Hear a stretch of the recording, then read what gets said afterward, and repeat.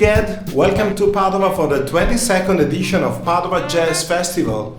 And welcome to the radio show Jazzofono. It is an honor to have you with us today. Oh, thank you. It's an honor to be here. Thank you. For 45 years, you have been considered a sort of perfect drummer. Finally, this year, 2019, at the age of 74, you won the Grammy Award for Best Contemporary Instrumental Album, the Steve Gadd Band. Do you feel gratified by this recognition? Was it your ambition to win this prestigious award? Well, to answer the first part, I feel very grateful to have won the award, and but that wasn't our goal. Our goal was to play, make the best music we could make, and it's always in the back of your mind that it would be nice to win a Grammy, but that's not what the goal is. That's frosting on the cake. Yes. And speaking about the music that this trio plays, you said this is honest music. No one plays like this anymore.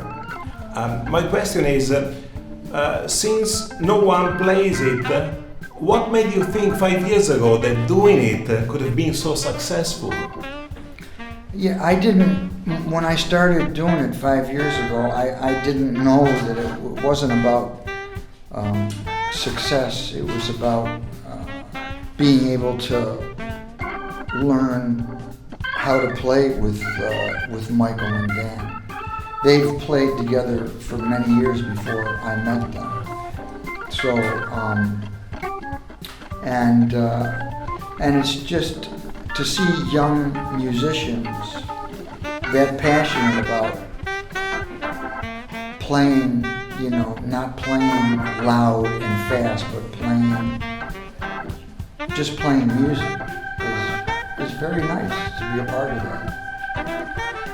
This new album, Get That Motor Running, that you are supporting with this tour, is the third of your production.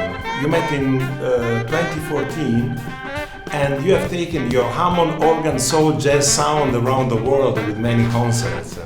Did you expect this project could have become so durable and work so well? I was hoping, and the more we play together, the better it gets, and so I think it can be a successful project.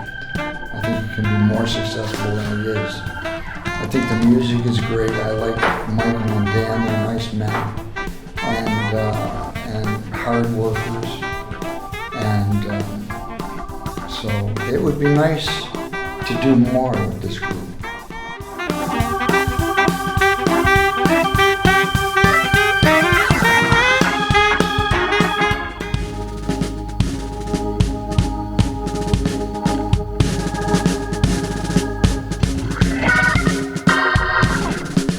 This European November tour have over 20 concerts.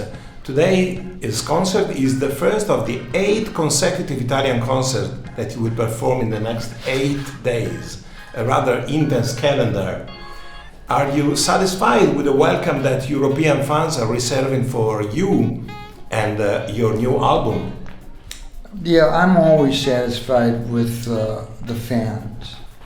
I have the fans are very loyal, and so we've been very well received and treated very warmly, and I look forward always to playing Italy. So I'm happy to be here. Let me ask you a jazz question. You grew up listening to jazz drummers like Art Blakey, Jimmy Cobb, Max Roach, Jim Krupa. But you grew up artistically in an historical moment that led you to play other music.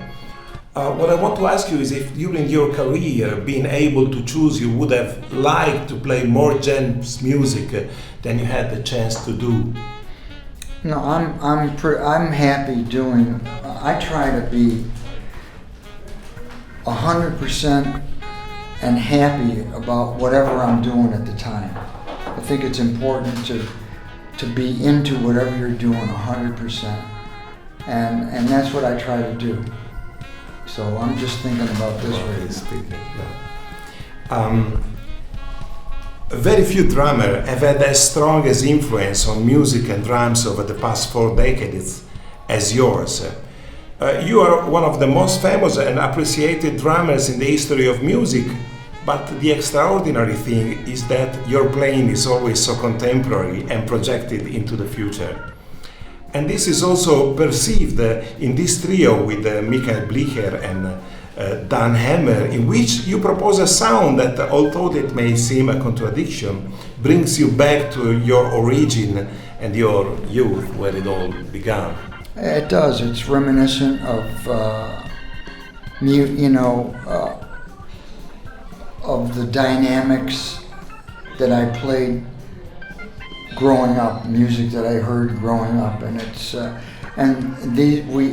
these guys remind me of when I was young because they drive from one gig to the other themselves. They set up everything themselves. So it's nice to be supportive of people that want to work that hard to play good music.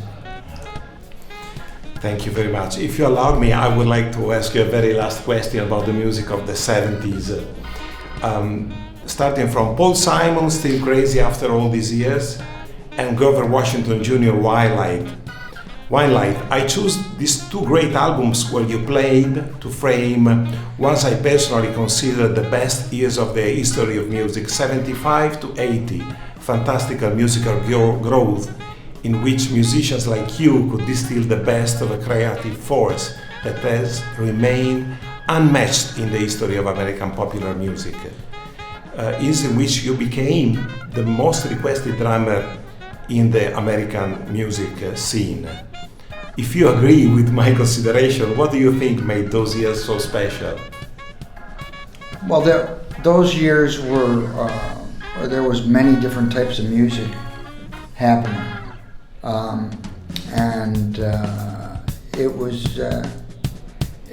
was fantastic to be a part of that. There was a lot of recording, a lot of live music, and for me, a lot of different kinds of music. And I was able to be in those different situations with other people that were great players that helped me grow in different musical genres. So it was a great time. But it's a great time now for me too. I'm happy for them, and I'm very happy for now. You're still having great satisfaction and success, and this is so good to see all your fans, as I am. We are all happy and to support you and see what is happening in your career. I appreciate Thank you very much. We very much appreciated your time and attention. Thank you, and good luck for concert of tonight. You're going to be here tonight, right? Yes, of course I will. Okay. Right. Thank you so much. It was a pleasure.